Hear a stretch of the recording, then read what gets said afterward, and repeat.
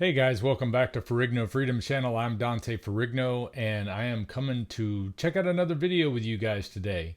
I checked out a video by this particular YouTuber just recently. It's called Trinity Vandenacre. And the video I watched the other day was what's wrong with the beef you buy. And when I watch a video like that, I am not trying to put the fear of anything into anybody. I know that sometimes when you're pointing out things that can be a little bit scary to find out about, or you do uncover something that's a little concerning about the way people are handling something, it can seem like fear mongering. Well, I don't have anything to fear monger for. I'm not looking to try to guide anybody down a certain path or anything. I'm just trying to make my way down my own path. I've been on a carnivore way of eating now for just over 3 years, and it's changed so many things in my life. It's one of the most important things it's done is it's given me discipline to do things that I haven't had discipline to do before. I'm still struggling with that. I'm still growing in that area. I've got a video coming out very soon where I plan to go over the last 3.5 years, roughly 3.5 years, of how this diet has changed my exercise routine. And I know from the way some of you comment on my channel, I'm surprised at how many comments I get from people who say they've watched a lot of videos, but then they'll make a comment like that they thank me for my service and I've never been a veteran, or they'll say something about how I'm a machine at working out, and I keep pointing out to people I go through spurts and phases of things I'm doing because I'm so bad at sticking with something regular for a long period of time. My attention span's weak or something. I have ADHD. I don't know what it is. Whatever it is, I got it. Because when it comes right down to it, I get very passionate about things for a long period of time. Sometimes I'll find something I really sink my teeth into, and it kind of takes over my personality. Just like with the exercising and the walking and the rucking and the different things I was doing, when I'm focused on that one thing, that's what I'm good at that moment. When it comes to exercise, I wish I could say I had a routine and this is what I do and I repeat this every week, and then there's the arguments that the exercise shouldn't be repeated like that because your muscle memory and you got to keep it mixed up and things like that. I have a hard time with consistency. So I usually am starting over every day. There's some people that are they get their routine down and they got it. I like to have a routine, but it has been very difficult for me lately because my routine so many times is bent around somebody else's plan, somebody else's schedule. And I know many of you can relate to that. Hey, if you work a job somewhere for somebody else where they make the schedule, then you know exactly what I'm talking about, because you've got to bend your life around everything that's going on with these priorities, these things that you have to take care of. You have to bend your life around what your family needs, what your work allotment time is, what you need to do for dedicating for your own body and your own health, your own spirituality, your own mentality. There's only so much time in a day. So when I watch videos like this that we're about to watch, it's because I'm interested in that topic. I am not trying to fearmonger anything. I am not trying to say that you've got to buy a particular type of meat. I know you guys hear me talk about the rancher I buy my beef from, but believe me, he's not looking for new customers, and I'm not looking to hawk his ranch for business. Although I still get a lot of people that contact him, I don't know that many people are able to get what they want because there's not a lot of availability there. I'm not trying to push anybody to buy from him. As a matter of fact, he probably needs fewer customers because I can barely get a cow when I'm waiting for one. So my point is that I am not out there trying to set an agenda that we need to do something where you buy meat from somebody in particular or some butcher box or anything like that. I am just, as a person who consumes meat every meal, I want to know more about what I'm eating, and I want to understand how it affects my body. Now that I know for the past 40, 50 years or more, I've been lied to in so many ways about nutrition and health, and wondering why it was such a struggle for me to deal with the extra weight and all the health problems that I had that came with following all the health advice that we've been given since the 1970s on, or really the 1950s on. Ever since Eisenhower had his heart attack, and then we went down some rapid path of trying to find a solution for a perceived problem that's being created by something else. It's just so amazing how much has happened when it comes to what we've been lied to about food. So I'm learning just like you guys are as we watch these things together. So I don't understand why people will tell me, like, they want to remind me you shouldn't demonize buying store-bought meat. I'm not demonizing buying store-bought meat. I'm trying to understand what's the difference. What's the deal with the 85% of all of our meat being handled by 4 major meat packers, and they don't seem to be in the business of selling beef anymore. They're more in the business of getting us away from beef. Seems like that's their mentality from all the experience I've had in listening to shows talking about meat and trying to understand what's going on in the world right now, as we all realize the whole world is upside down. You know, up is down, left is right, black is white. It's just crazy times we live in. It's a miracle that things are holding on together as well as they are. It seems like all the guide rails of society have been removed over the last 3 or 4 years. And yet somehow the decency of the average person is keeping us from falling completely apart.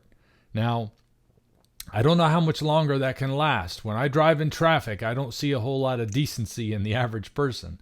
But when I'm watching YouTube and when I'm sharing what you're doing right now, watching me talk about my stories, when I'm watching other people talk about their stories, which I tend to do very often as well, it encourages me to know there's a community of people out there who do think the way I do, who do think about positive things for our future and about ways to make ourselves healthier and happier. So I wanted to check out this video. This particular video is called, let me see here, The Sneaky Ways Billionaires Manipulate You with Beef. And again, this is by Trinity Vandenacre, who I checked out that video the other day and I found it to be very interesting. So I'm watching this one again today because I want to see some of the depths of what's going on with our meat industry. I'm pretty concerned about it, and if you're a carnivore, you should be concerned about it too. Yes, I want to see more and more people get on this way of eating so they can get healthier and happier.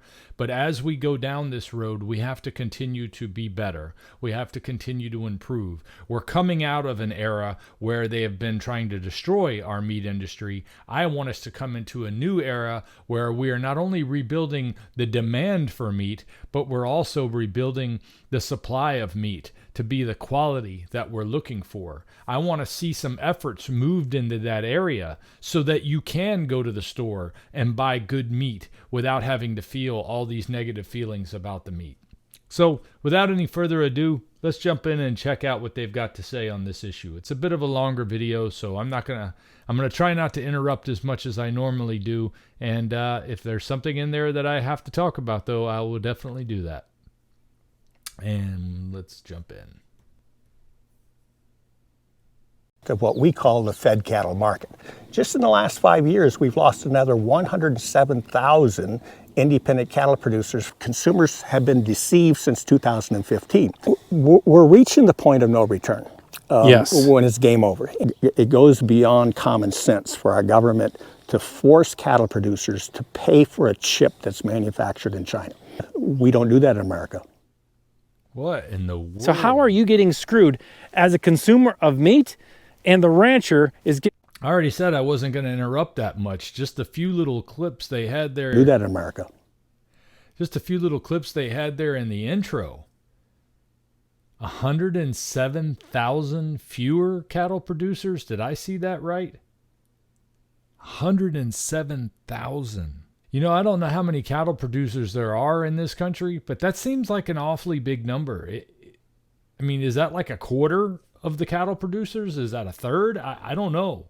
But that sure sounds like a lot to me. That's not the direction we need to go in. And that's the point of these review videos, is so that we can learn together and spread more awareness about what's going on in the beef industry. I mean, we count on this. Let's make sure they're doing it right.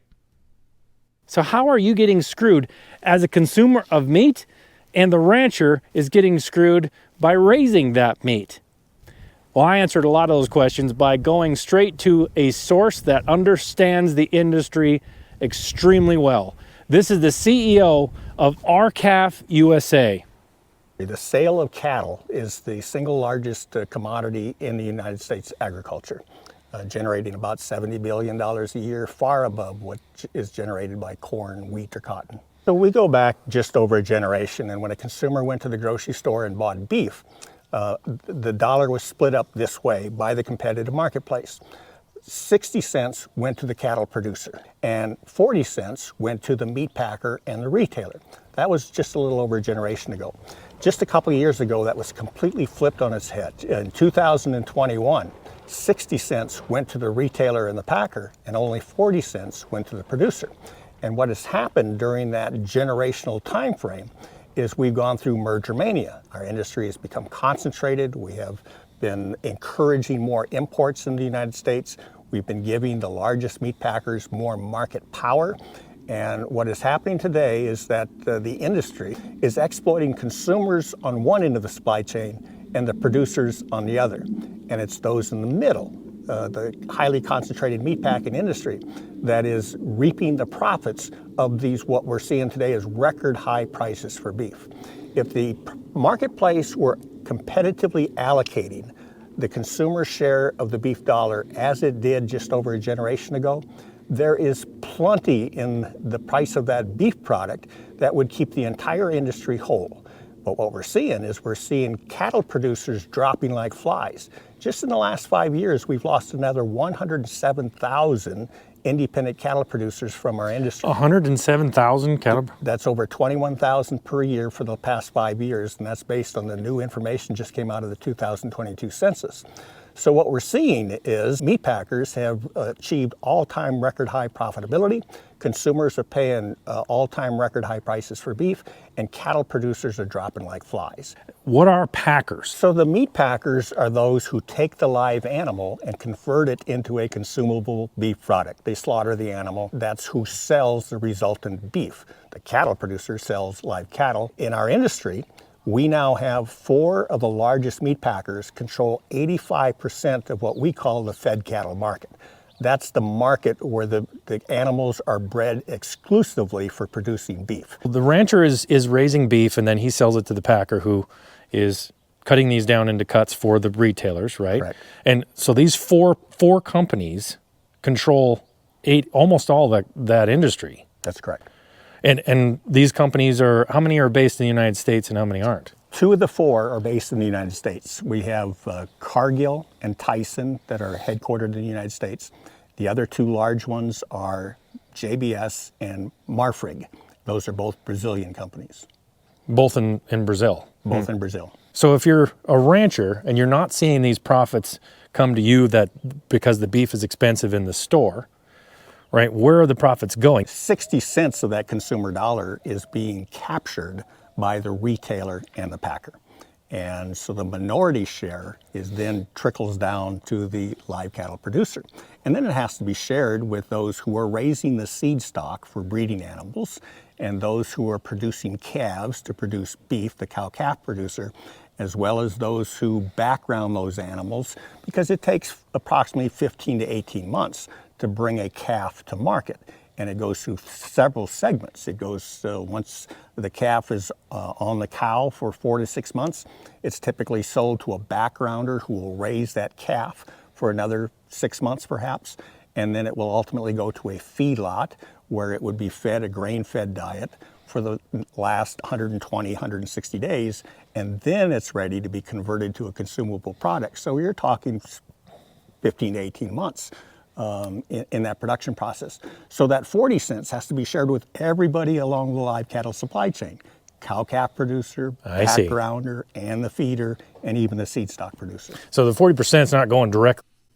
So it sounds kind of like it's an assembly line for food production, which kind of makes sense because everybody's specializing in their skills. The people who are good at raising cattle stick to raising cattle. That's why my rancher doesn't do the processing. He takes it to a processor or sends me to a processor with the meat. Because that's not what he does. He doesn't do butchering. I mean, you can't do everything. And it makes sense that you're going to have to break that down. And when you have large quantities of people who need to be fed, it's not going to be a small processor. It's probably going to be a larger one that has nationwide appeal and sets up their infrastructure properly to be able to handle such things. It just seems like most of these companies we have these days they're not being run by the people who built them, who had to put the effort in to create these companies, to make them where they would be prepared to supply food to the country, to be able to send food to these grocery stores, to be able to pack the meat and get it where it needs to go. So the people who are running them, a lot of times now, they have different priorities in mind other than keeping your costs manageable, keeping your labor under control, making sure that you're spending money in the right places, advertising, all the things that go into managing a business, whether you're the packing group or the rancher or whatever. I mean, there's always some kind of promotion you have to do, whether it's mass advertising to the media or just appealing to word of mouth from people. Each of these entities should be trying to be the best at their particular field. So many times, people spend more time trying to cut the legs out from their competitor than they do trying to just bring the best product to market, that we're constantly seeing a fight for the middle. We're not seeing any type of rise in quality or production or anything like that. It's simply price dictates everything, and price is always subjective. I mean, it changes so much over time that it's becoming less and less of a concern, or it should become less and less of a concern. It's hard for me to put an exact point on what I'm trying to get to here. They're chasing after getting as many of the sales as they can, and they know the lower the price, more people are going to buy it. But when it comes to something like meat, it's not like a lot of the other products we buy where we buy the cheap version of it and it'll be okay. I mean, this is the energy, this is the power for our body. The quality of that meat could be the difference in health and not health. And who wouldn't pay more for better health? I mean, we spend so much time arguing about healthcare and talking about who's going to provide healthcare and the cost of healthcare. Wouldn't it behoove us to spend a little bit more on the part of healthcare that can prevent the high cost of healthcare, and that's eating the right foods? And that includes eating meat that is raised properly and healthily and is not sick itself when we're eating it. But somehow the people who run these companies appear to have their priorities mixed up because they're not focused on things that encourage more beef consumption. They seem to be focused on things that are discouraging beef consumption, which is really peculiar if that's the business you're in and you're discouraging it. It's like you're trying to cut the legs out from under yourself. That's what I want to understand, is why they would want to do that. I mean, I understand the short-term profits that the meat packers and the retailers are making off of these things in comparison. The question is, how do we fix this system? How do we come up with a solution that works? I'm going to have to noodle this for a minute because I don't really know how the situation became the way it is, but it seems like the problem isn't just that the meat producers aren't making enough. There's a lot more at play here coming from the upper levels of government, making it less and less possible for the core of the industry to survive. The local rancher, the small ranchers, the people who raise these cattle. And it seems intentional to me. So I want to see if they get into that. Let's keep going. To the guy at the bottom. Not going to the farmer and rancher I that see. you see when you drive around the countryside. It's got to be shared with the large feedlots that are primarily located in what's called the beef belt, and that's down in the Kansas, Nebraska, Oklahoma, Texas area of the United States. So right now, because there's a shortage of beef in the United States, like live cattle, because of the droughts and everything in the West, the prices are up. So ranchers are getting more money for their cattle right now, right? So why isn't that the answer to everything? So what we're seeing in our industry is that over the past 40 years, our herd size has been declining for that entire 4-decade-long period. So we're shrinking And in the number. herd size, you're talking the whole United States. The number of cattle in the U.S. cattle inventory has been on the decline. The number of producers have been on the decline. The number of marketing outlets, feedlots, for example, they've dropped like flies in the past 25 years.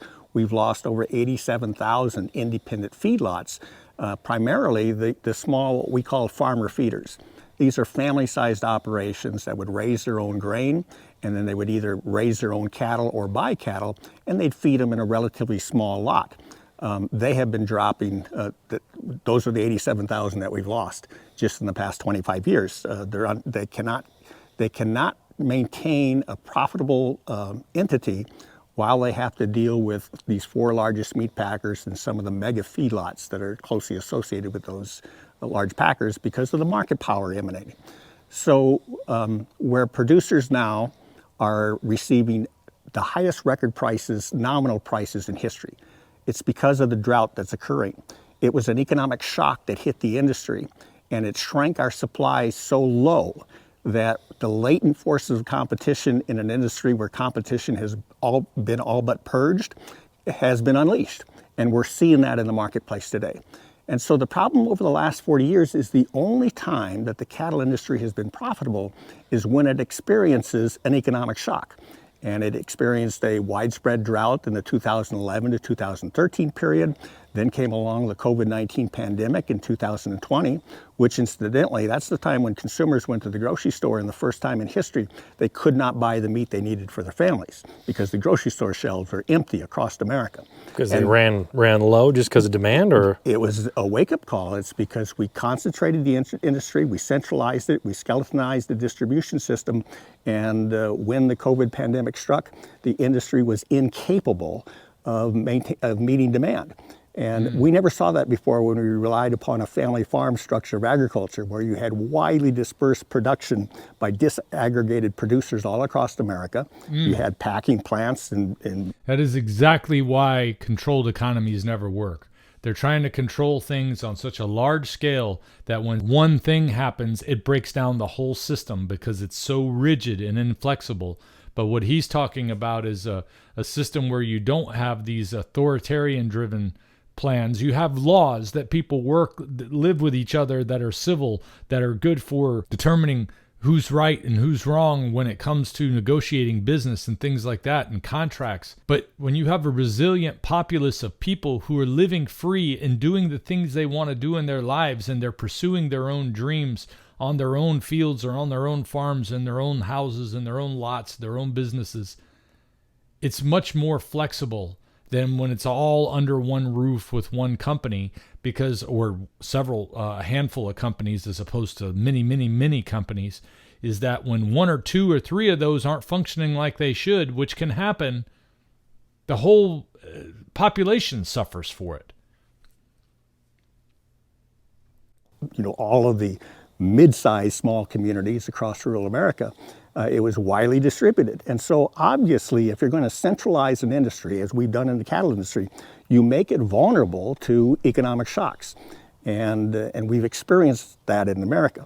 What that means is our food security is at risk if we do not reverse the process that we're undertaking right now in terms of achieving even greater level of consolidation and vertical integration, where the meat packer begins to own the feedlots and it actually controls and owns the cattle production, where it's all done in-house, if you will. That's vertical integration. And the thing about vertical integration is it kills competition. And that's what our industry is experiencing today, is lack of competition, highly concentrated industry. And a highly concentrated industry is going to have the ability to exercise market power.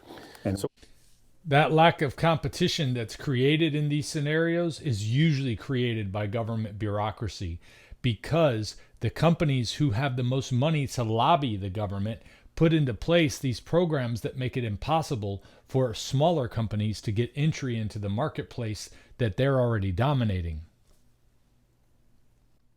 What you're meaning, like centralization. About vertical integration is it kills competition. And that's what our industry is experiencing today, is lack of competition, highly concentrated industry. And highly concentrated industry is going to have the ability to exercise market power. And So what you're meaning, like centralization. So it used to be you have a whole bunch of little farms and ranches, right? And smaller than we have now typically. And they were growing a little bit of beef here, a little bit of beef there, whatever. All of them were shipping their cattle to a closer place, right, to be butchered and distributed in those communities and then outside of those communities. So it was all kind of staying more local, correct? Right. And now all these little guys are selling beef to one huge location or one massive company or one of the four massive companies, right? And then they distribute it from, how many plants do they have? Like JBS, how many plants do they have and how many cattle are they killing every day in those plants? So the four largest packers have approximately 26 plants, and most of them are located down in what's called the beef belt. And once the big packers migrated into this centralized location, the feedlots followed because it's not economical to transport a slaughter-ready animal that weighs 1,300 or 1,400 pounds very long distances. So they want to be closer so the to feedlots want to be within about a 300 mile distance from the meatpacking plant. And so as a result, we've centralized the industry. We've pulled all the feedlots and the meat packers. So anybody that had a feedlot that was away from there, they're gone. They closed up. Because they can't compete with the person that's right next to them, right? They're among the 70 or 87,000 feedlots that we've lost over the past 25 years. 87,000 feedlots. That is 78% enormous. of all the feedlots. I'm always pro-business, right? So businesses aren't a bad thing. Corporations aren't a bad thing, and until you get to the point of monopolization. So at what point do businesses start to become a major problem in an industry like our food? So certainly nothing wrong with big business until and unless the big business reaches the size where it eliminates other competitors and it is able to exact market power upon consumers and or producers. And that's what we're seeing. Market power, like they're able to... The ability to leverage prices, the ability to manage prices, the ability to overcharge consumers, and the ability to pay less than a competitive price for cattle. So you mean an overcharge consumers because there is nobody to compete directly with them for the price, right? They're kind of competing. They control so much of the market, they can set the price and say, you have to pay this because on both ends? So the meat packer and the retailer are able to charge whatever the market will bear for the beef product that consumers are paying today. But because of the high concentration in the industry, and because of their ability to exact market power. And some of that market power stems from their ability to procure cattle without having to compete for them. In other words, so contract to buy cattle. Contract to buy cattle without even negotiating a price, for example. That goes on in this industry. And as a result of that, they're able to pay less than the competitive price for the cattle from the cattle producer, and yet consumers are still being charged whatever the market will bear for the ultimate beef product. They're trying to make more profit, but they don't really care about the small rancher at the bottom, right? So there's two ways to push that price down. Number one, they can access imported beef from the 20 countries that we import from.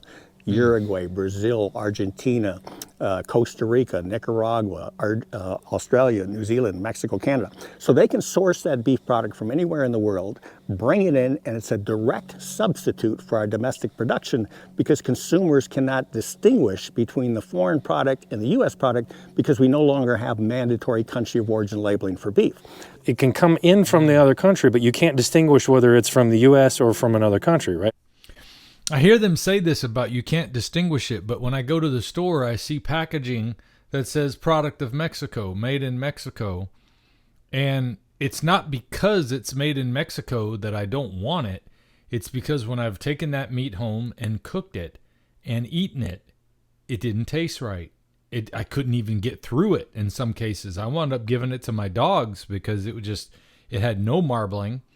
And from what I understand about that is it's because they grass-fed it in such a way that it essentially was starving. It was not eating grass in a healthy way. It wasn't having high, tall grass, which is important for cows.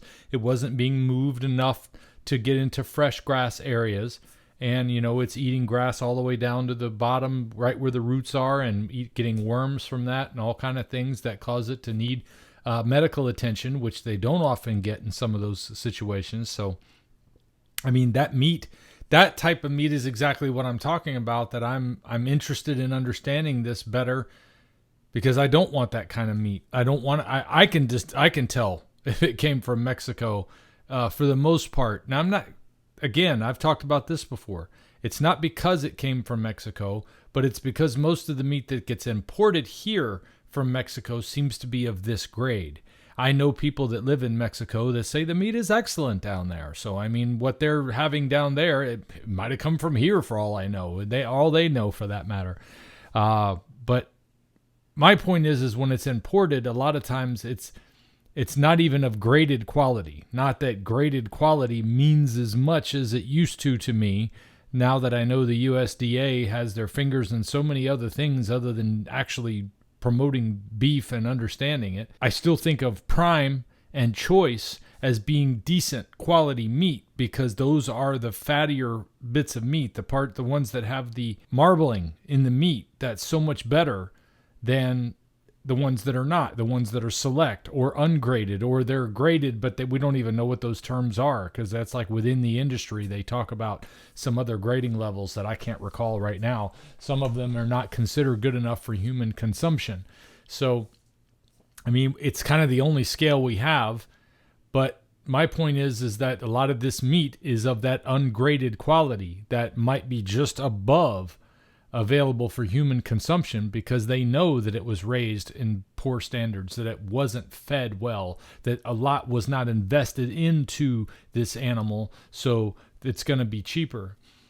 And in a market where you can set the price where you want, when you're selling beef at $4.99 a pound for, say, ribeye at Save-A-Lot or somewhere like that, it can't help but make you wonder, how can they afford to do that? Now, he mentioned one of the things is they can afford to do that because they've got a deal to sell the beef at a certain price anyway. They're not even getting market prices.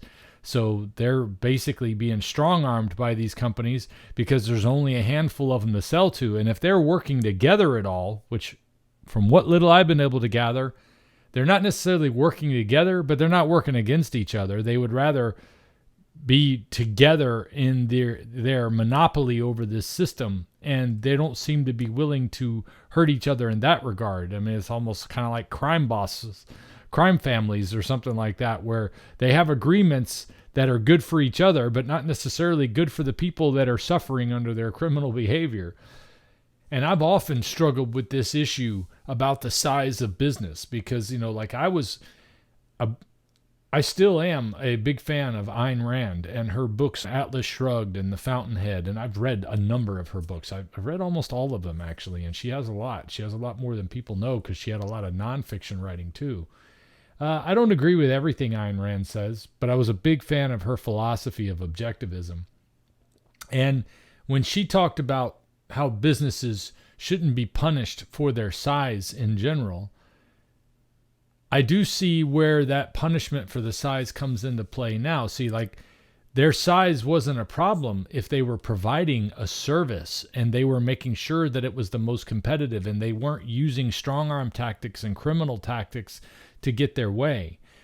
But we know that the way the world works is most of these larger companies have to do things that are under the table. They have to do things that are nefarious these days.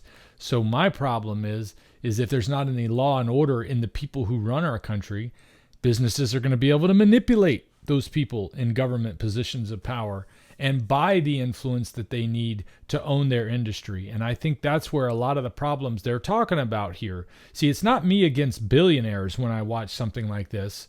It's just watching how people who become billionaires misuse their funds and their power, usually because of some ideological insanity from what I've seen. Like they think they're going to live forever if they can get rid of all the other people out there, like these population control nuts that talk a lot of the times.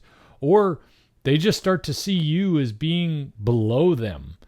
And then they want to see themselves on a level that's much higher. That's not even like an Elysium situation where they want to be in the tower and you can be down in the dungeon. I hate to think that that's as simple as this gets, but ultimately that's what it comes down to. A lot of these people that are in these positions of power are just self-centered. just like a lot of us are. We're focused on what's important for us too.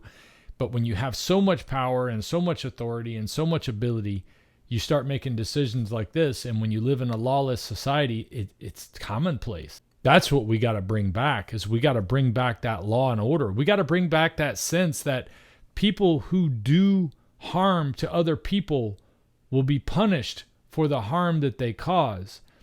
And people who don't do harm to other people are not punished for made up offenses.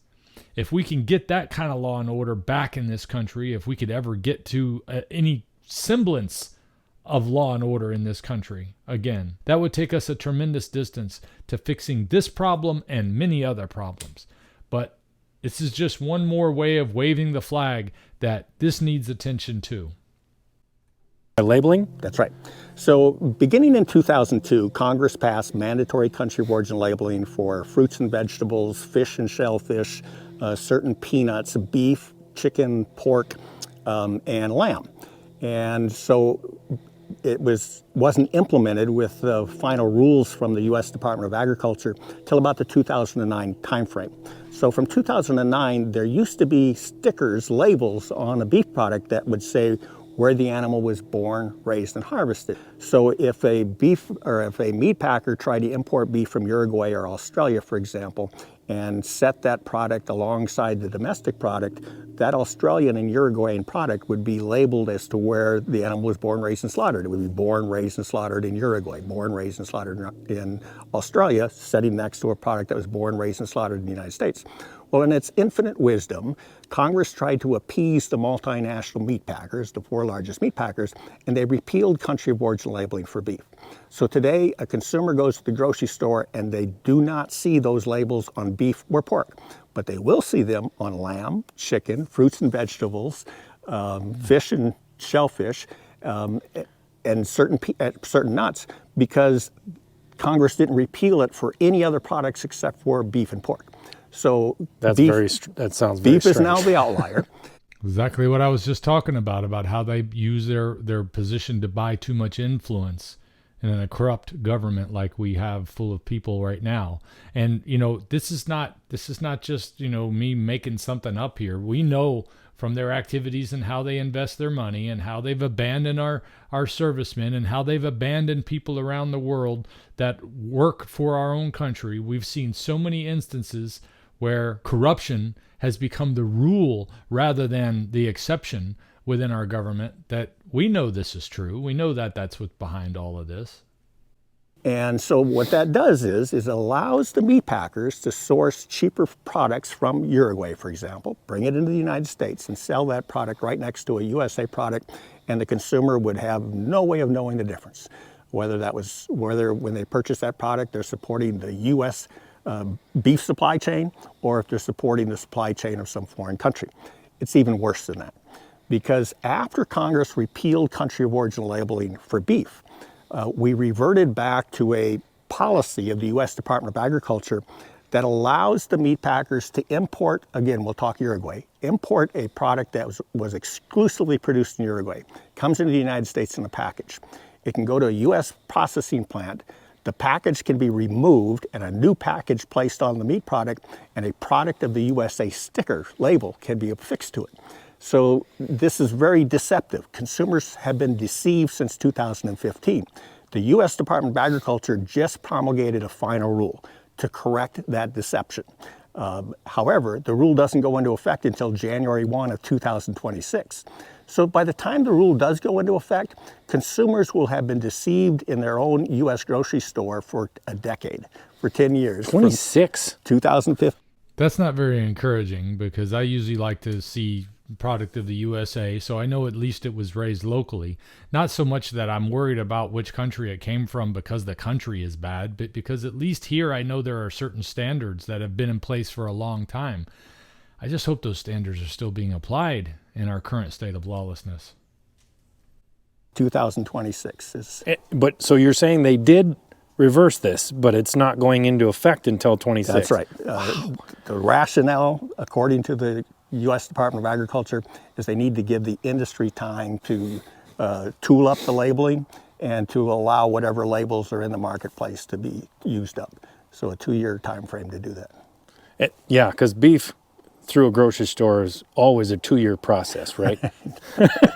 It's incredulous that here we have the government acknowledging that these labels contain false and misleading information. In other words, it was deceiving consumers. And even knowing that, they're still willing to kowtow to the industry in order to give them what they want for sufficient time to meet the requirement.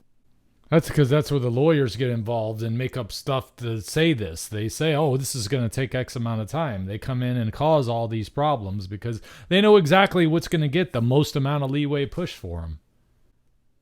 Those labels should have been outlawed at the moment the U.S. Department of Agriculture realized they were deceptive. Oh, yeah. But that didn't happen. Or who was it actually got that done?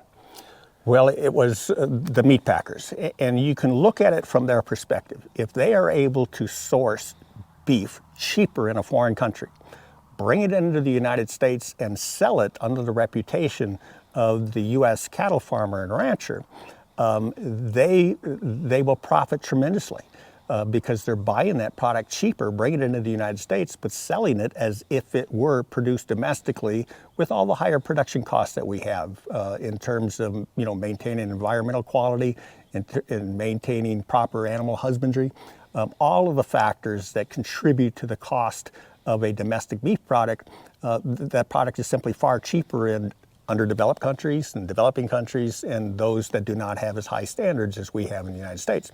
We have the highest standards in the world, not just for food safety, but also for the production of the animal itself. And obviously, how an animal was produced for 15 to 18 months of its life before it was converted to a beef product will make a difference on the wholesomeness and quality and safety of the product itself.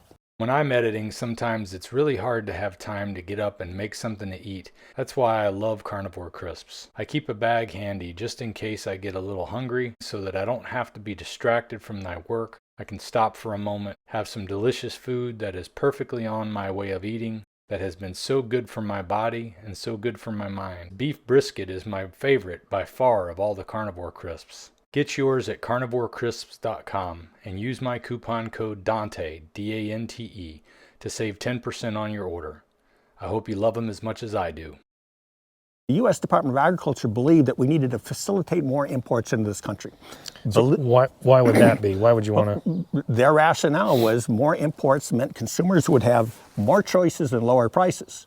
But what was wrong with that theoretical goal was that in a concentrated industry like ours, where the product is undifferentiated in the marketplace, you actually give the power to the meat packers and the importers to gain profits on the backs of consumers because consumers can't choose to support or to purchase beef from the country that they're most comfortable with respect to the food safety regime, for example, and the production regime.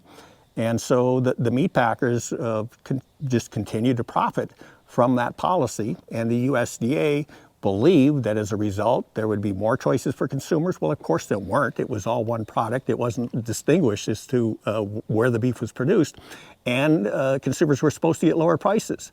No, they didn't. They're paying record retail prices for beef, and what's happening? Just a smaller share is going back to the cattle producer, and again, the retailer and the meat packer are capturing the difference. Well, wouldn't you have the same?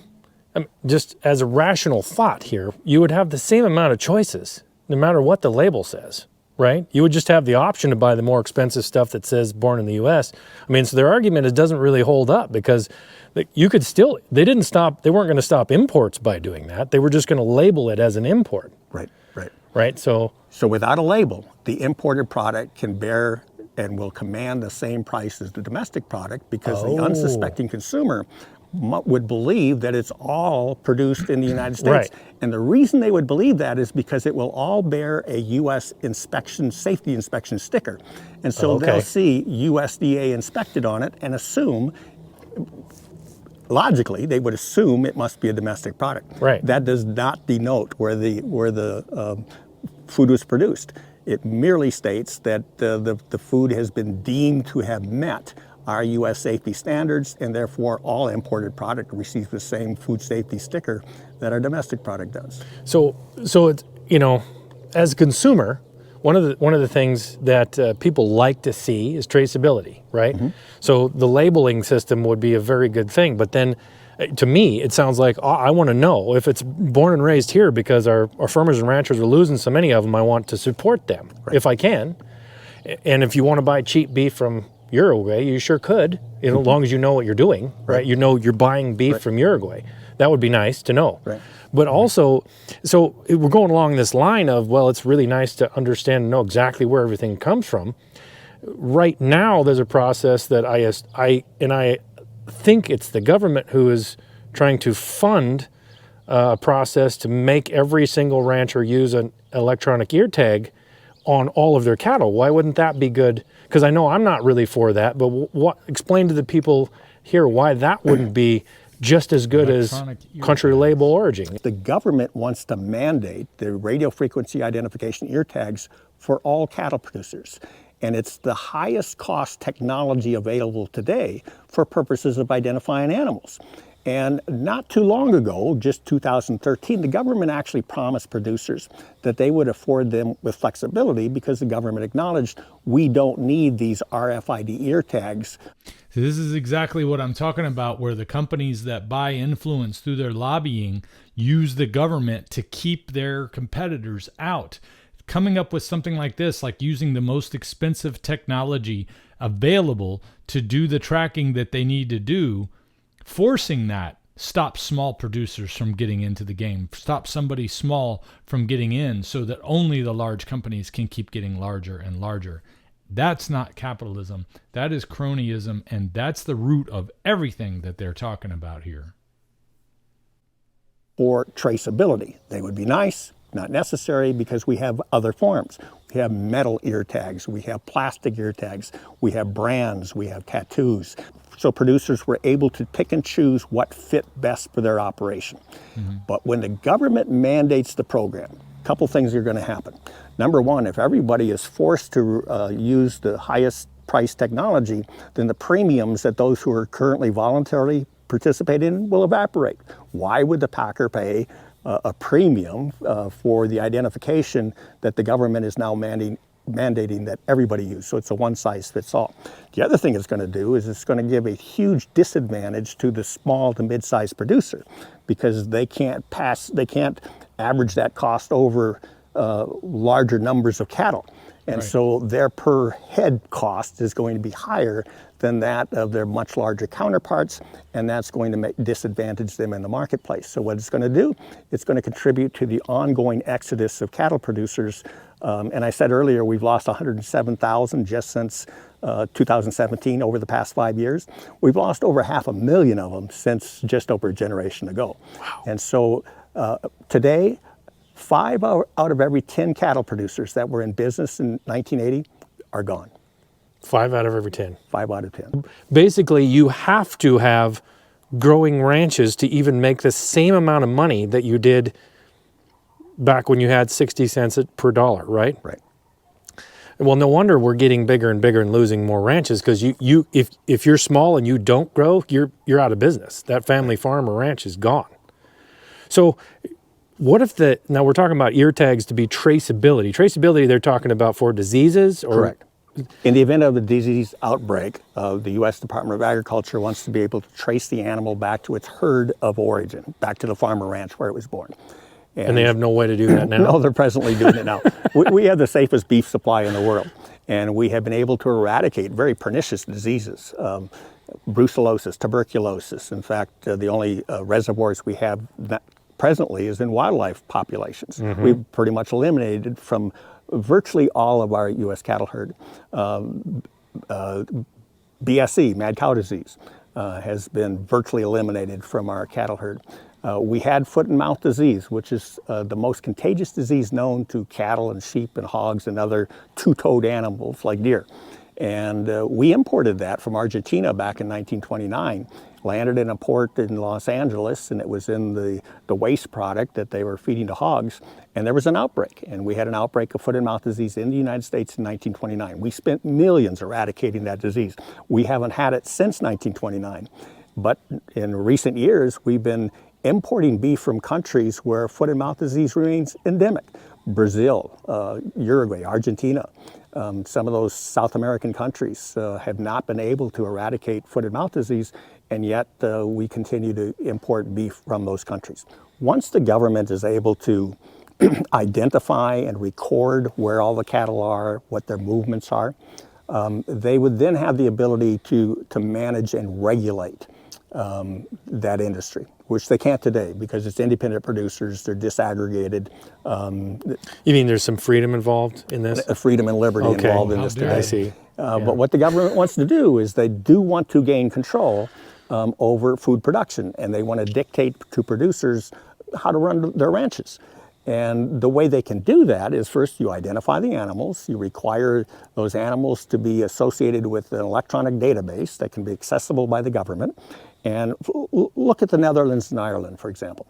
So they have electronic identification, they have the animals all identified, and then they have a notion that they want to reduce greenhouse gas emissions by 30%.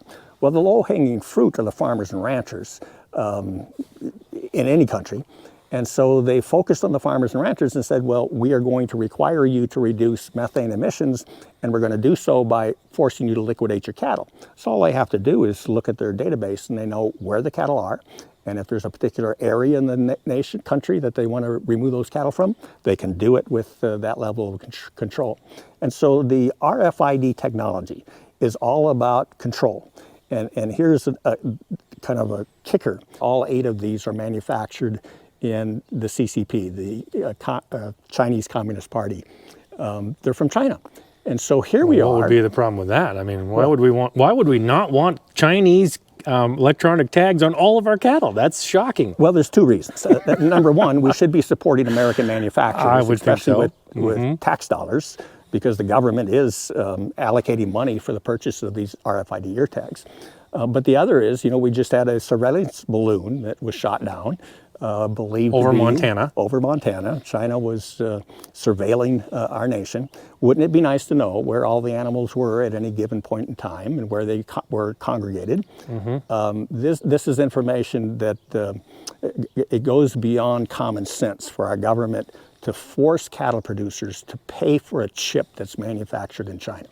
It just isn't right from the get-go. And so we asked the U.S. Secretary of Agriculture, wrote a formal letter and asked him to tell us where these electronic chips were actually made, and they're silent.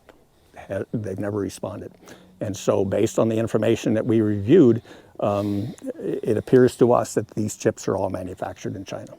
So what if the government just paid for them? Does that eliminate all your concerns with that? Or? Absolutely not. So the concern is it's an infringement on private property rights. It's an infringement on the freedom of our cattle producers and their liberties.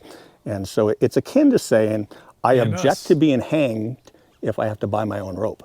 The problem is not in the cost. The cost, of course, is prohibitive for some cattle operations. But that isn't the problem. The problem is you've got the government trying to dictate to cattle producers how to ranch. And we don't do that in America. Well, we don't do it yet. So the U.S. Department of Agriculture is the one trying to force this RFID mandate. It's also the one that approved these high-risk imports from Paraguay. If Congress is successful in reversing the USDA's Paraguay rule, we intend to apply it directly to the RFID rule that's currently sitting at the White House Office of Management and Budget for review. And so we are fighting vehemently to preserve the freedom and independence and liberty of our independent cattle producers. And so we're looking at whatever available legal and ethical means there are available in order to accomplish that. And that's why I brought it up. This is kind of a novel way to reverse a federal agency's rules. So why is it so important? I mean, I feel that it's so desperately important that small farms and ranches remain in business. I mean, not only for the saving of land and the conservation of it itself, but the widespread distribution and competition in our food supply is so important in my mind. Right. Why is it important to the U.S. that we don't just conglomerate all our land into 17 guys who own all of our ranches and farms? I mean, Why is that important to our country, the freedom of our country? What you just described is whether or not you have a community. And see, that's what Exactly. we're seeing. As we've seen 5 out of every 10 producers go out of business just in the past 4 decades, we've seen our rural communities hollow out, dry up and blow away. And that's because agriculture is it's involved with your natural resources. It's where rural America is. And it's what generates the economic activity for a community. It's the economic cornerstones of our rural communities all across America.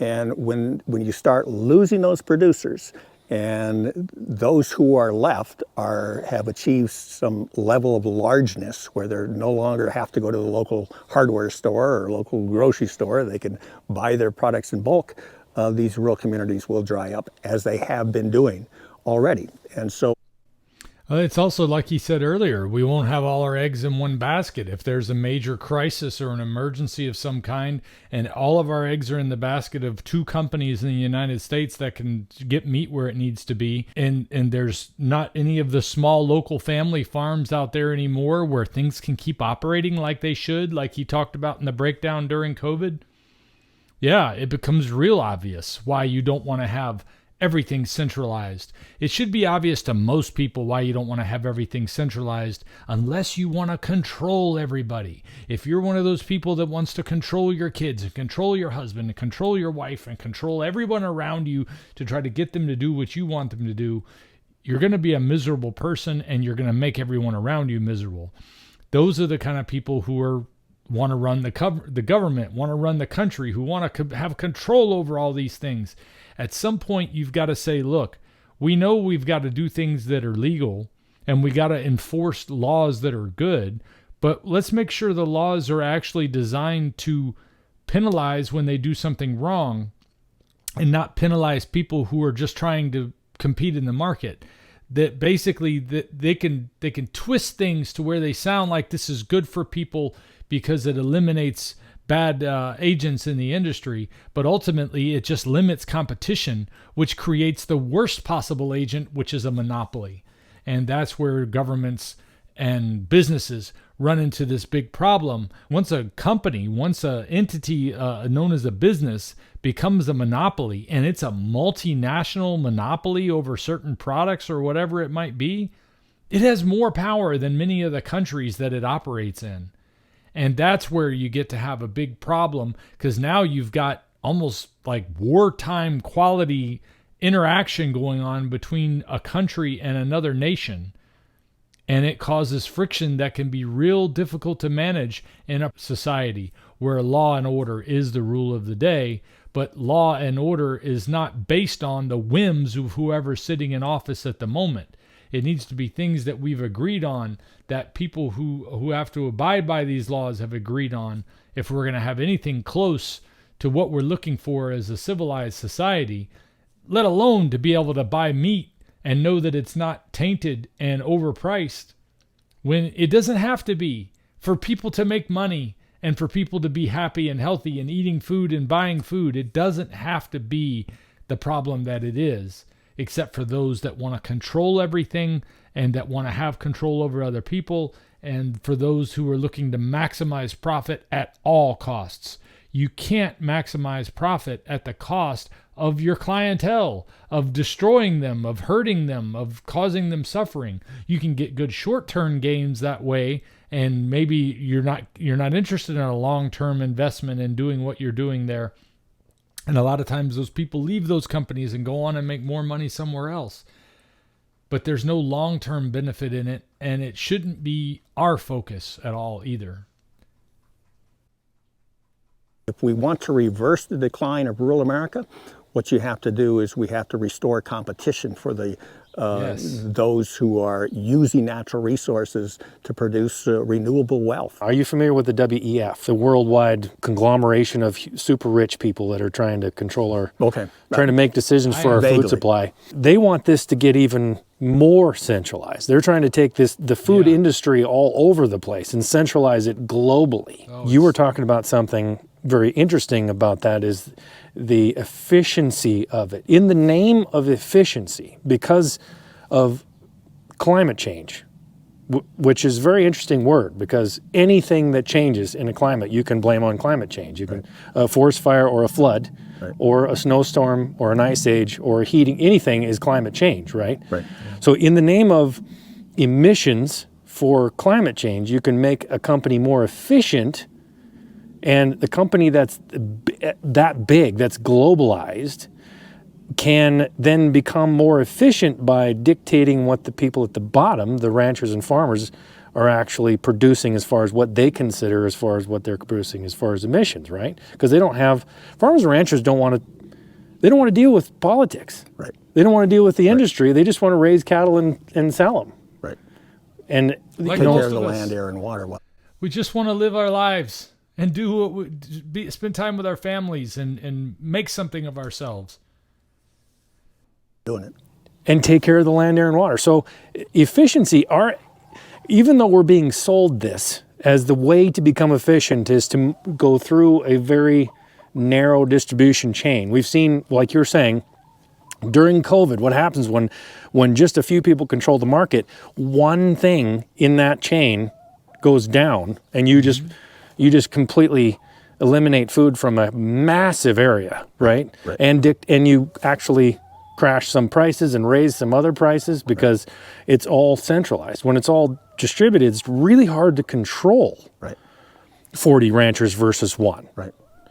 Right? Because you can kind of dictate that. So as far as efficiency though, as far as emissions and efficiency, do you feel it's actually true that one massive global company can actually be more efficient than 40 ranchers around a small community?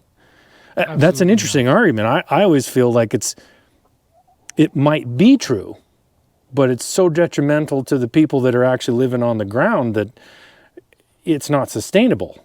Right. So What do you feel about that? the most efficient form of government would be a king or a dictator. Exactly. So I feel that democracy is actually the worst form of government, except for all the other forms of government. Yes. But using that as a comparison, if you lose sight of the need to maintain an abundant, affordable, safe food supply for every American, then you cannot have efficiency as your ultimate goal. There has to be other factors in your decision-making process. And those factors include, can we withstand economic shocks with the system that we have? Can we ensure, that the price of food will remain affordable?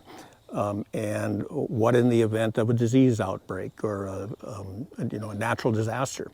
Can we withstand that? All of those considerations have to be at the forefront when you make a decision of what is the structure of your food production system. And we've lost sight of that because we have focused specifically on efficiency. We had rules that the big companies had to play by, and when they didn't play by them, Congress passed the Sherman Act in 1890. It was one of our first antitrust acts. Then they later passed the Clayton Act, and then the Federal Trade Commission Act. And what did those do? These were all designed to prevent monopolies and to prevent the conduct that emanates from monopolies or oligopolies, which is when you have just a handful of companies controlling a marketplace. But our government didn't enforce those laws for many decades. And the reason they didn't was that they believed as long as they could show that they would create efficiencies, then the courts would look the other way, the Department of Justice would look the other way and said, well, yeah, we're going to lose a little bit of competition, but we're going to gain efficiency.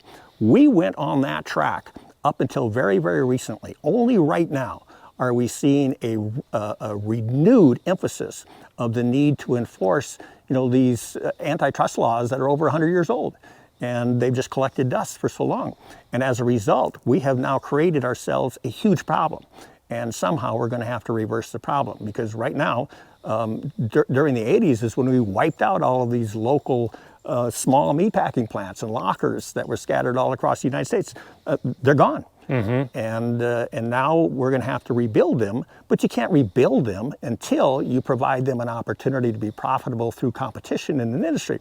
And we're in an industry where competition has been all but purged. There has to be a balance. Ultimately, that's what we need to achieve.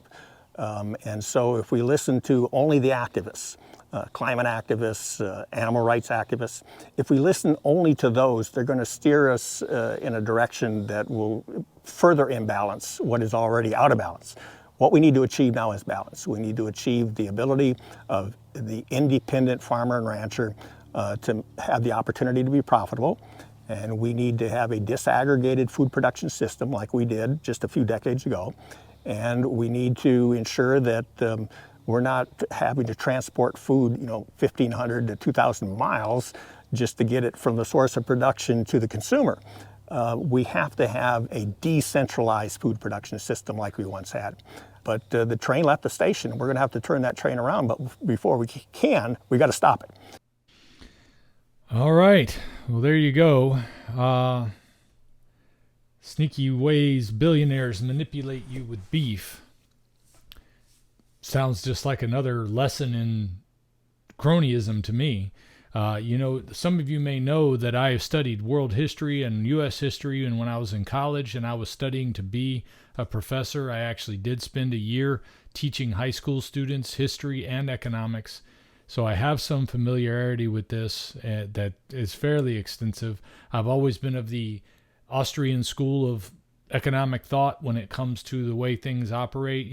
People like Thomas Sowell and Mises and Hayek and Milton Friedman, several of those. There's several others. Those are along the lines of folks that I follow when it comes to the economic side of things, because this whole Keynesian economic argument is just insane, and it reminds me of a lot of the other stuff that we're doing right now in this world, where all of the principles that guide us are based on things we know that are not true, whether it comes to the evolutionary process or whatever.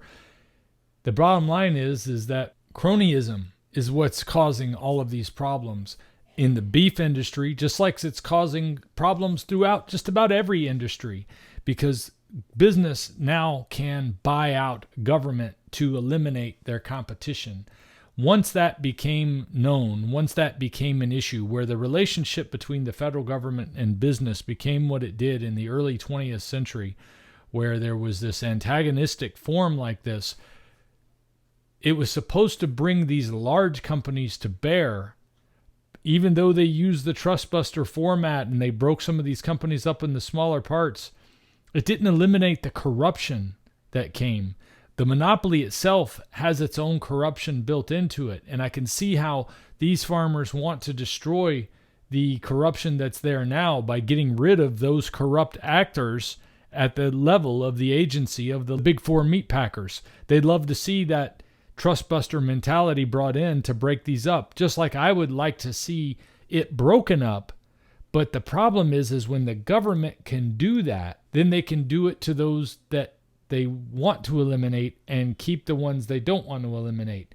And then you get a situation where the people in government also have their own desires. It's not just the interest of the business buying off the government, but it's the people in government who want to have their own control, that want to have their own power, so they're willing to buy and sell the companies that they want. But what I'm getting at is that human nature plays a role at every level of this.